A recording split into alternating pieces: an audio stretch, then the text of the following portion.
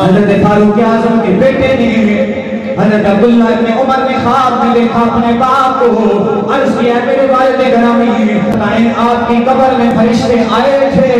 کہا ہاں بیٹا میری قبر کے اندر فرشتے بھی آئے تھے، سوال بھی فرمائے تھے، میں نے جواب بھی عطا فرمایا تھا۔ میرے والد گرامی آپ کا مکالمہ کیسا رہا، آپ کا انداز گفتگو کیسا رہا؟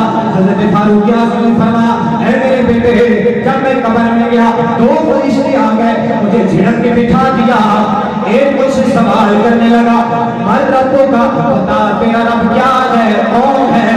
میں نے آگے سے جواب دیا ربی اللہ ومن ربکما، عمر سے عمر کے رب کا پتہ پوچھنے والوں، عمر کا رب تو اللہ ہے، بتاؤ تمہارا رب کون ہے؟ پھر دوسرا سوال انہوں نے کر دیا ماں دینوں کا، بتا عمر تیرا دین کیا ہے؟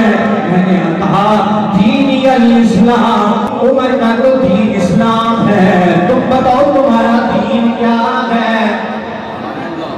اے میرے بیٹے اے میرے لب جگر، جب میں نے سوال ان پہ کیے ایک دوسرے کی طرف دیکھنے لگا تو کہنے لگا یار یہ بندہ کون ہے؟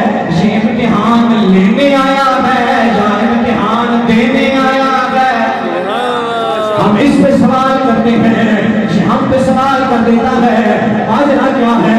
وقال الآخر، دوسرے نے پہلے کی طرف رخ پھیرا، اس کو مخاطب کر کے کہنے لگا ھذا عمر بن الخطاب خلیفۃ رسول اللہ، اور یہ کوئی معمولی بندہ نہیں، اس کو عمر بن خطاب کہتے ہیں، آمنہ کے چاند کا خلیفہ